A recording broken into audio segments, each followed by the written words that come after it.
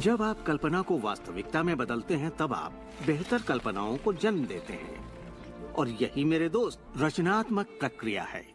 तो आकर्षण का सिद्धांत, इसे समझना और इस पर अमल करना सिर्फ ये पता लगाना भर है कि जो आप चाहते हैं उसका एहसास आप कैसे जगाएं। जाकर उस कार को टेस्ट ड्राइव कीजिए, नया घर देखना शुरू कीजिए, उसमें जाइए। इस पाने के एहसास को जगाने के लिए आप जो कुछ भी कर सकते हैं कीजिए, और याद रखिए ऐसा करने के लिए आप जो कुछ भी करेंगे वो उसे आकर्षित करने में आपकी मदद करेगा। हो सकता है आप आंखें खोलें और वो आपके सामने प्रकट हो, या उस दिशा में आपको कोई बेहतरीन सी तरकीब मिल जाए। और आपको ऐसा बिल्कुल नहीं कहना चाहिए, मैं इसे कर तो सकता हूँ लेकिन मजा नहीं आएगा, क्योंकि उस सूरत में आपका रास्ता बिल्कुल गलत होगा। आप जो भी करें, अगर आप सृष्टि के अनुसार कर रहे हैं जो वो आपको देने की कोशिश कर रही है, तो खुशियाँ आपकी झोली में होंगी। आप एक नए जोश से भर जाएंगे। आप हर वक्त खुश रहेंगे मानो वक्त थम सा गया हो।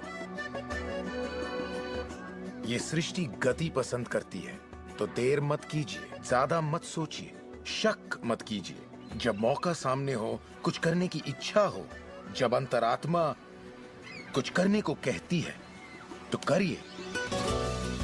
यही आपका काम है, और आपको बस इतना ही करना है। हर वो चीज आकर्षित होगी जिसकी आपको जरूरत है। अगर पैसा है तो आप उसे आकर्षित करेंगे, अगर वो लोग हैं तो उन्हें आकर्षित करेंगे, कोई खास किताब है तो आप उसे आकर्षित करेंगे। आपको इतना ध्यान रखना है कि आप किस चीज की छवि बनाकर रखते हैं, क्योंकि जिन चीजों की छवि बनाकर आप रखते हैं उन चीजों की ओर आप आकर्षित होंगे, और आपकी यही सोच वास्तविकता में बदल जाती है, आपके साथ या आपके जरिए। और यही इसका सिद्धांत है। आप शून्य से शुरू कीजिए और आप देखेंगे कि उसी शून्य से रास्ता जरूर निकलेगा। जरा ये सोचें, रात में गाड़ी चल रही है, उसकी हेडलाइट सिर्फ 100 से 200 फीट तक आगे जा सकती है, फिर भी आप एक शहर से दूसरे शहर तक का पूरा सफर ड्राइव करते हुए उसी अंधेरे में तय कर लेते हैं, क्योंकि रोशनी भी आपके साथ साथ आगे बढ़ती जाती है। इसी तरह जिंदगी भी कदम दर कदम आपके सामने उजागर होती जाती है, और आप अपनी मंजिल को पा लेते हैं। ये वही मंजिल है जिसे आपने दिल से पाना चाहा है, जहां आप सचमुच पहुंचना चाहते थे।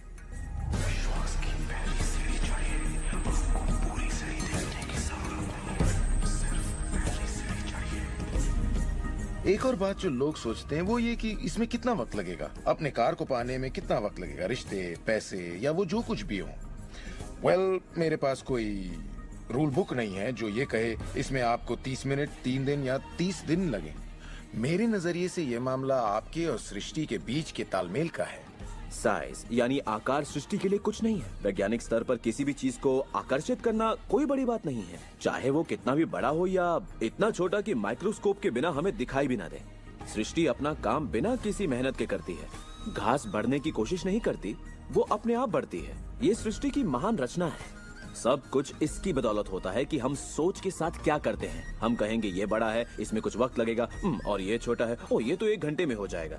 ये वो नियम है जो हमने निर्धारित किए हैं। सृष्टि के मुताबिक कोई नियम नहीं होते। इसी वक्त चाहिए। इस एहसास को अगर आप जाहिर करें तो सृष्टि जवाब देगी। कुछ लोगों को छोटी बातों में आसानी होती है, तो हम उनसे कहते हैं छोटी चीज से शुरू कीजिए, जैसे कि 1 कप कॉफी। तो चलिए 1 कप कॉफी को आकर्षित करने का मंसूबा बनाइए। तस्वीर कीजिए कि आप एक पुराने दोस्त से बात कर रहे हैं जिसे देखे अरसा हो गया। न जाने कैसे कोई आपसे उसके बारे में बात करने लगेगा, और वो दोस्त आपको फोन करेगा या चिट्ठी लिखेगा। लोगों को हैरानी होती है कि मुझे कार पार्किंग की जगह कैसे मिलती है, और ये मैं तब से कर रहा हूँ जब से मैंने रहस्य को समझा।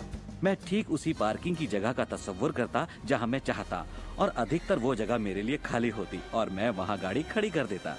कभी कभी मुझे 1 या 2 मिनट इंतजार करना पड़ता और वो गाड़ी बाहर निकलती और मैं वहाँ आ जाता। यही होता है मेरे साथ।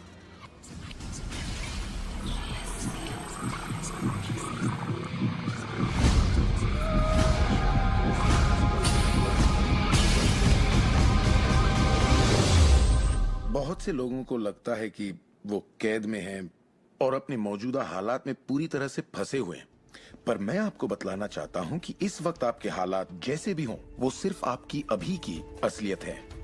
और जानते हैं, ये असलियत बदलने लगेगी, क्योंकि आप ये रहस्य देख रहे हैं और इस पर अमल कर रहे हैं। अगर आप अपने हालात बदलना चाहते हैं तो पहले अपने विचार बदलिए। हर बार जब आप अपना लेटर बॉक्स देखते हैं ये सोचकर कि उसमें बिल होगा, तो उसमें क्या होता है? बिल ही होता है।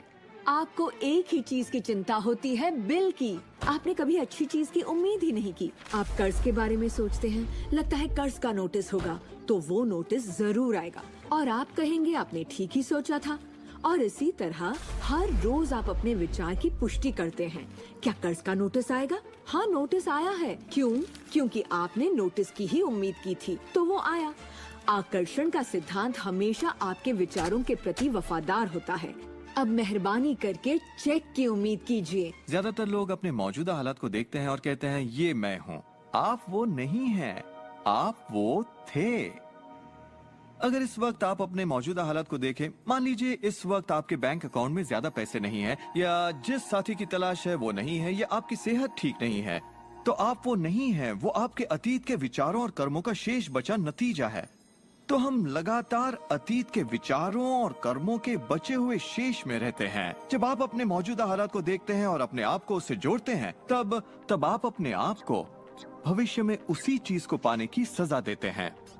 हम जो कुछ भी है अपने अतीत के विचारों का परिणाम है। इस वक्त अपनी जिंदगी को बदलने के लिए आप क्या कर सकते हैं? मैं आपको 2 या 3 बातें बताऊंगा। उन चीजों की लिस्ट बनाना शुरू कर दीजिए जिसके लिए आप एहसानमंद हैं, क्योंकि ये आपकी सोच में बदलाव लाएगी और आपकी ऊर्जा में बदलाव लाएगी। और हो सकता है आपके पास जो नहीं है आप उस पर सोच रहे हो, शिकायतों पर सोच रहे हो, और आप जो भी आपकी प्रॉब्लम हो उन पर सोच रहे हो। अब प्रॉब्लम चाहे जो भी हो, जब आप लिस्ट बनाते हैं तब आप एक अलग दिशा में जाते हैं। जिन बातों के लिए अच्छा महसूस करते हैं उनके लिए शुक्रगुजार होने लगते हैं। शुक्रगुजार होना अपनी जिंदगी में ज्यादा पाने का बेहतरीन जरिया है। हर आदमी जानता है कि छोटी छोटी बातों पर जब उसकी पत्नी तारीफ करती है तो वो क्या करना चाहेगा? वो ज्यादा कोशिश करेगा। तारीफ करें तो क्या नहीं मिलता, इसमें ऐसा खिंचाव है जो अपनों को करीब लाता है।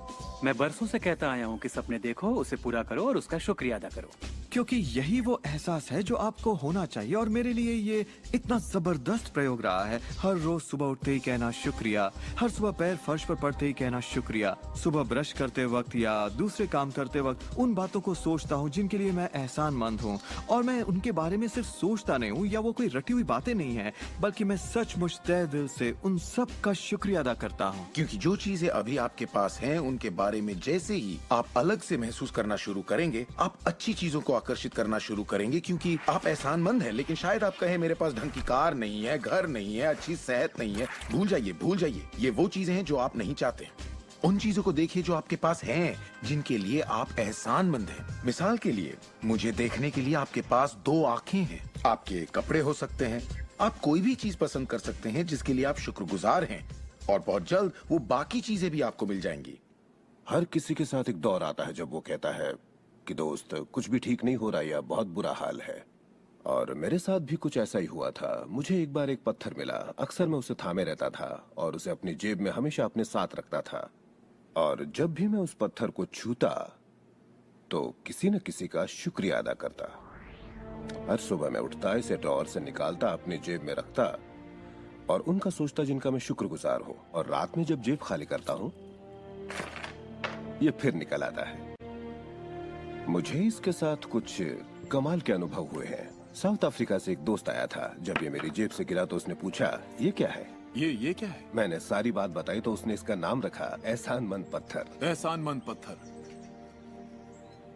2 हफ्ते बाद मुझे उसका साउथ अफ्रीका से ईमेल मिलता है। लिखा, मेरा बेटा एक लाइलाज बीमारी से मर रहा है, एक तरह का हेपेटाइटिस है।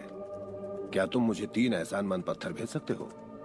वो एक मामूली पत्थर था जो सड़क पर मिला था, तो मैंने कहा जरूर।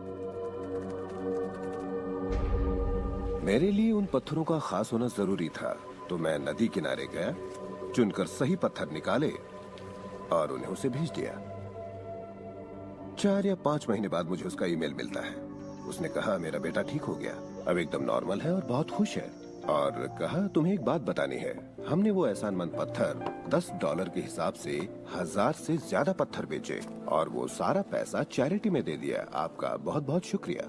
तो जैसा मैं हमेशा कहता हूँ, ये बेहद जरूरी है कि आप एहसानमंद रहें। आपकी जिंदगी को बदलने के लिए मैं आपको एक और सुझाव देना चाहूंगा, और ये इतना जबरदस्त है कि मेरे पास बताने के लिए शब्द नहीं कि आपके लिए कितना शक्तिशाली हो सकता है।